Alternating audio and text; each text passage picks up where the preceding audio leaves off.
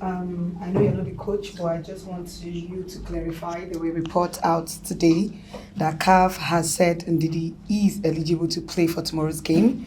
And secondly, what is the mood in the camp ahead of the game? DR Congo, allegedly, the news we're seeing has been promised like $1 million if they qualify ahead of Nigeria. And we know, I didn't hear any news from Nigeria promising the players any money, but I know the players really want to go to the World Cup. So what is the mood in the camp what's the mood in the camp? Yeah. Sorry, can I quickly say something about this? Yes. The question about Congo DR, the FA already said there was never anything like that. Please, let's always clarify whatever. Okay. Yeah, so first question, I believe it's true that Wilfred can play tomorrow, which everyone is really happy about. So there was some clarification. I think that's all out now, so no surprises. And I think that we also understand clearly what it will mean for any player on the yellow card for the next game. So that's good to know. And secondly, the boys are, first of all, I think happy to be here competing on Sunday. There's no other motivation that we need. We all want to go to the World Cup, so it's going to be a difficult game. Congo also did well to get to the final here for Africa, and we're really looking forward to it. Thank you. Okay. Pooja. So, Captain, so during the normal qualifiers, we struggle against a team that have movement. And we, of course, against Gabon, they were low blocks. And against DR Congo, they are very mobile side. How is Nigeria going to cope with that?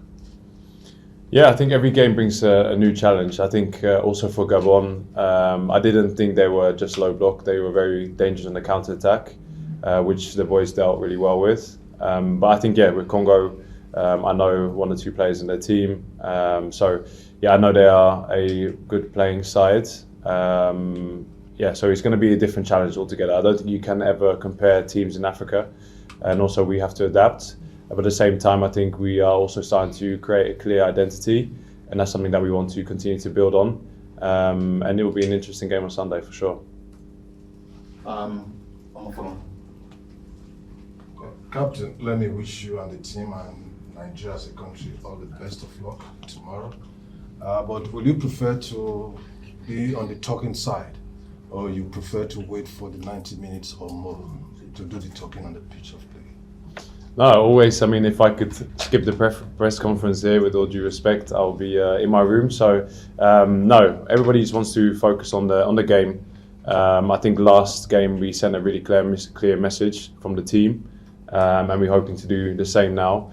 We're not trying to prove anything to anyone. We want to prove it to ourselves, and we want to be at the World Cup ourselves. So that's the real focus. I think after that game, there still won't be time to really talk about achieving anything yet, because there'll be something else to face in March. But even I don't want to talk about that yet, because I think Sunday itself is going to be a big challenge. And facing Congo is not going to be easy at all. So we just have to prepare our best for that tomorrow.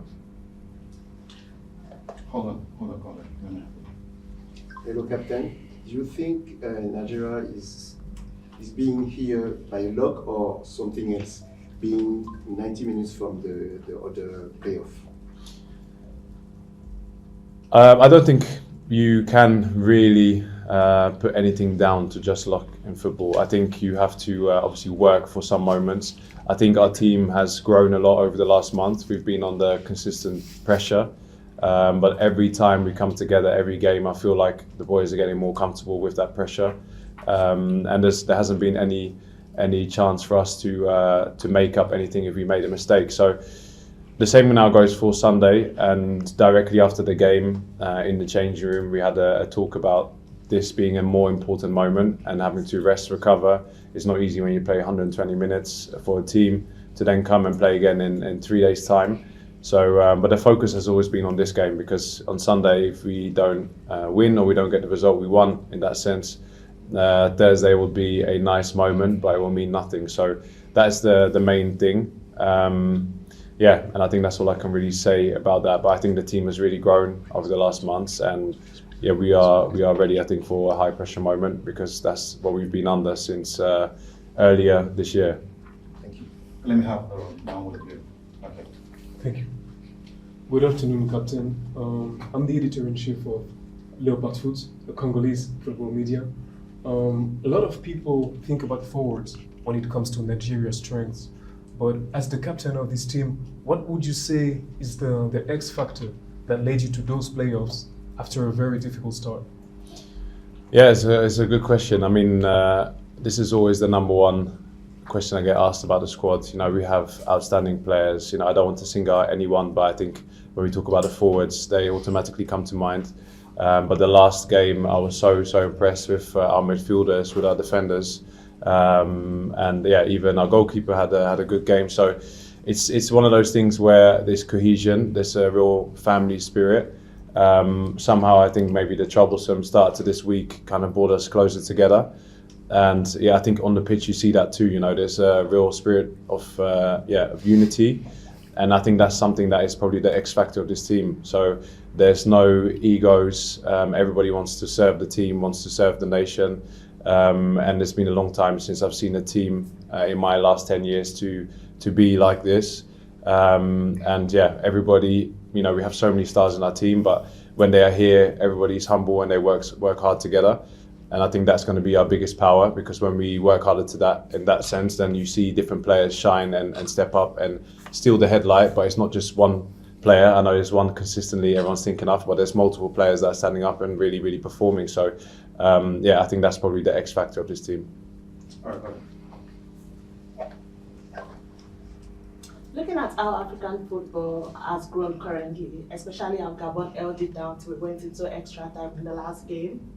If we win on Sunday and we are able to go for the intercontinental match in the US, what will you say the team will do differently on Sunday, and also when we meet in the US against the team we meet? I think I'll probably be able to answer that question for you after Sunday. So yeah, I mean, it'll be a new challenge again. I think now we are so occupied with this game tomorrow. We haven't even had a chance to look at that. I couldn't name you the teams that we potentially will be facing, because it hasn't been something that's on my mind, and I don't think the players are thinking about that either yet. But yeah, I think the challenge on Sunday will be big enough, and after that, I'm sure we can arrange a date again to talk about what's next, and hopefully it will be as positive as we like it to be. Thank you. Hi. Can I just ask you about Alex reaching 90 caps and how you've seen him grow and develop over 10 years? Yeah, you know, Alex for me is a really special player. He's someone who's become a really close friend.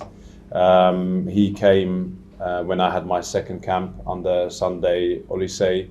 This was, I think 10 years ago now. So for him to achieve 90 caps is something really special. I think when I saw him in the first camp, he was a big talent. He hadn't made his debut yet for Arsenal. And now I think he's a player sometimes that goes under the radar. But for him to be the most capped Premier League player, Nigerian, with all the names that we've had there before, is something special. And I think he's set to probably break all the records that we have here in the coming years. And a player that has also grown to become so mature. So when we talk about leadership in our team, Alex is definitely a big part of that. He's also been part of this generation who probably have made coming back home and playing for Nigeria a real thing. You know, when you talk about the inner boys in our team, Alex is definitely the leader in that. So yeah, it's been for me really nice to see the progression, and as a teammate and friend, I'm really proud of him. And I definitely know that this isn't something that's going to stop anytime soon. So I'm hoping he will end up breaking all the records. But I know that he's also very focused on getting back to the World Cup and trying to win AFCON to crown this generation. So that's the biggest thing on Alex's mind. And he's not always interpreted the best way, but I think that's just him being himself, and he can be misunderstood for that. But I think that's also the thing that is special, and I think what everybody loves about him. And in the team, he's one of the most important players, both on and off the pitch. Thank you. Okay, considering your stuttering starts to the qualifying and all that, other two managers, now you are here with Eric. Looking back, what would you say has been the magic? I mean, you guys struggled to even score a goal or two in the past. Now you have scored 4 in the last 2. What has Eric done differently, and what's the change in mindset? I think there's probably been some consistency and actually some progression and some room for that progression from the start of having a new coach, having to understand how he wants to play, not only tactically what he expects from us. He's very big on the intensity, the aggressivity. So it's something that the team has grown in and has improved in a lot. It just takes some time. You know, we are together sometimes for a week or 10 days, every 2 months, 3 months. And in between you have your club assignments, all the kind of stuff that goes on, your personal life. So it's not easy to really make a quick progression. But you can see that over these last camps where it's been more frequent, 3 camps in 3 months' time, that the team is really improving and there's a great understanding of what is expected from us now. And I think when you can have a team that's all singing from the same hymn sheet and understanding what they need to do, then you can see progression. And one of the big things that Coach Shell has been pushing on has been being aggressive also in the box, making sure that we take our chances. And if you look back at the Gabon game, we probably could have scored more goals than 4, especially in the first half. So it's something that is going to be very important for us, because I think early in the qualifications for the World Cup, that was something that was difficult for us and probably hindered us a little bit to not qualify earlier. But that's also a learning curve. And as long as we continue to improve, then who knows, there might be something, these extra games on the pressure will be, that is going to be a strength for this team. All right, sure.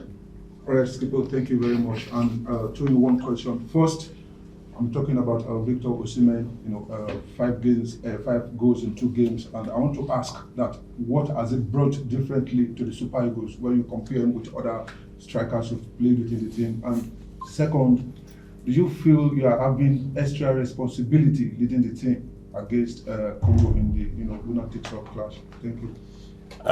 Yeah, I mean, like I said, I don't always feel comfortable just singling out players. I mean, you asked me now, so Victor is a very special player for me. He's the best forward in the world right now, and I can't just put that down to the last goals that he scored over these last 2 games, because I think consistently he's brought so much to the team for the last 2-3 years of him probably being the main forward for Nigeria. And also going back to his first camp with us, being in 2019 in the AFCON, he's gained some great experience, but he's been the same player that has been so hungry from the start. And I think now, his confidence has grown, he's perfected his skills, but the actual thing that makes Victor for me as a standout player is his hunger and determination, which is something that he had from day one and probably has been part of his upbringing and who he is as a person. So it's great to have a player like that in the team. He's also growing into be an important player and leader in the team, and I think his legacy will be big for Nigeria.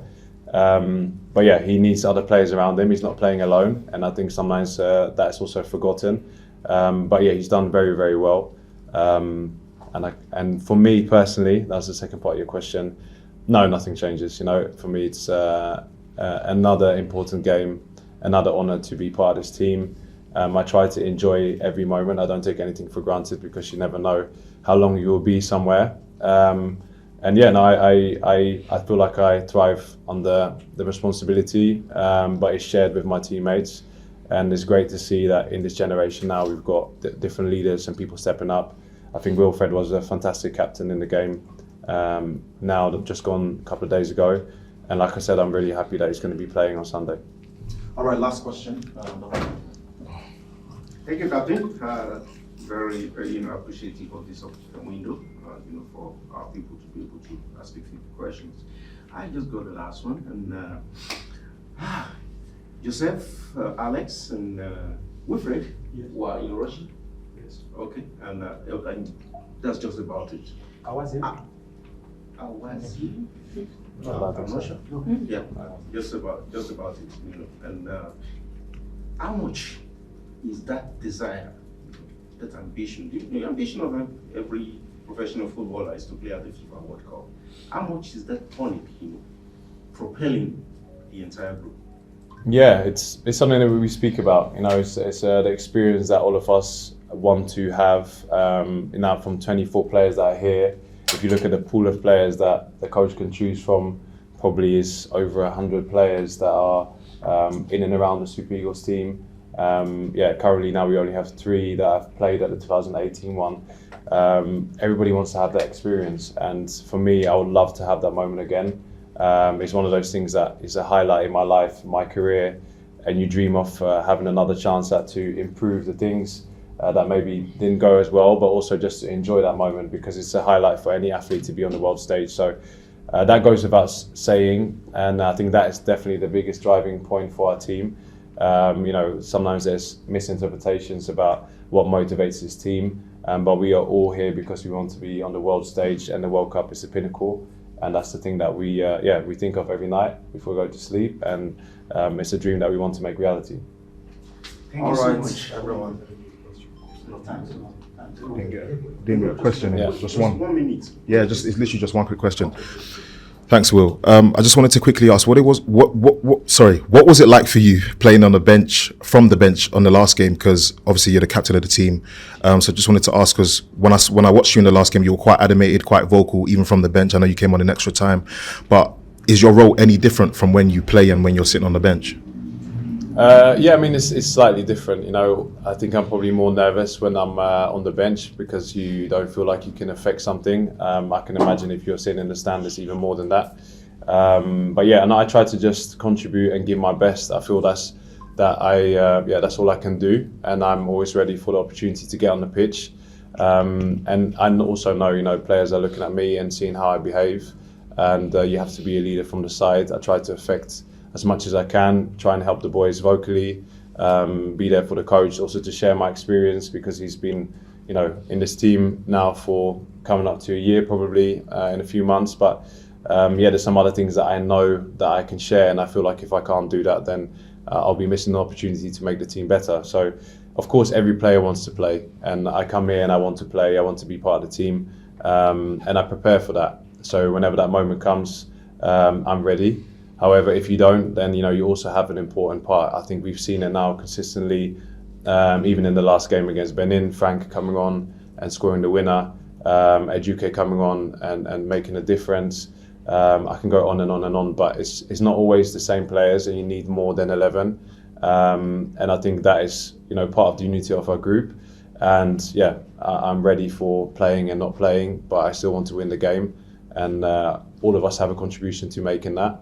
And I think, also from my perspective, always being someone that's quite vocal, I can still do that from the side. And if not, then pass the message to the players on the pitch, who can then pass the message again.